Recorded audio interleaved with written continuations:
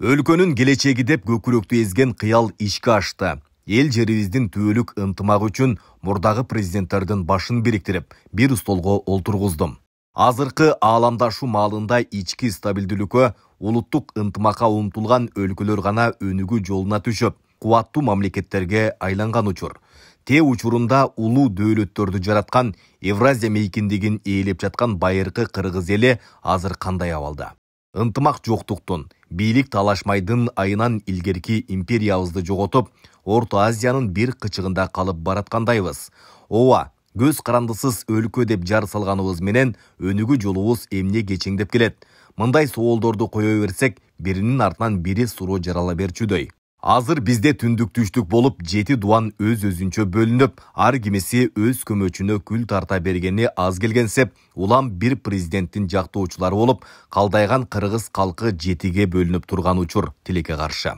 Бирок, баарыбыз үчүн ыйык Кыргызстандын түбөлүктүү келечегин ойлой турган болсок, биз Акаевчи, Бакиевчи, Атамбаевчи, Отунбаевчи, Жээнбековчи, Дакансачы жана башка чылар дегенди жоюп, баарынын башын бириктирүү менен лидерлерди бириктирмейин тарапташтар бирикпейт.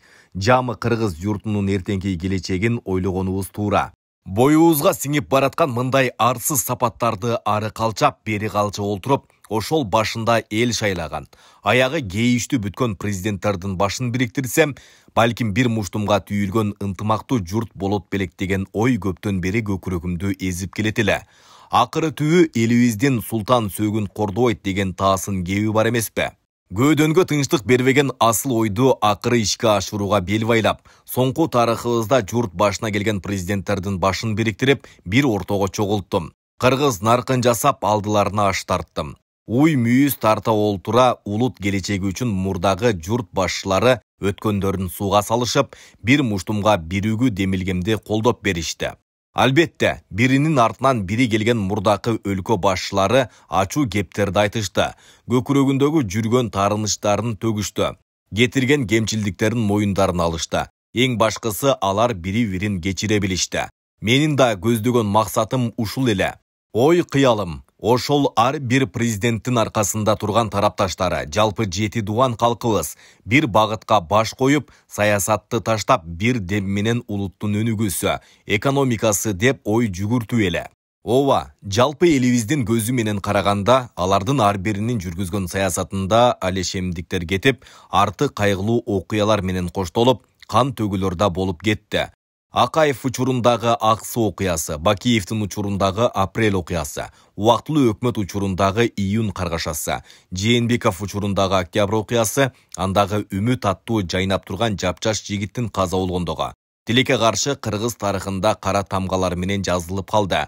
Ошентип канчалаган кырчындай болгон кыргыз жаштарынан уулдарыбыздан айрылдык. Алардын жакындары менен туугандарынын наразычылыктарын сезип турам. Урматтуу мекендештер, кадырлуу калайык журт, ата-бабалар наркына да карасак, атаңды өлтүргөнгө энеңди алып бер дейт. Мусулманчылык жосунуна да карасак, кечире билүү жана кечиримдүү улуу салт экенин көрөбүз. Кечиримдүү бололу, сабыр күтүп, алга сапарыбызды улайлы. Эгемендигибизде, көз карандысыздыгыбызды бекемдейле, өнүгүүгө бардык мүмкүнчүлүгү болгон Кыргызстандыбызды өнүктүрөлү десек, өткөн кеткен кектерди, наразы кептерди, тарыныч кусаматтардын баарын сууга салалы.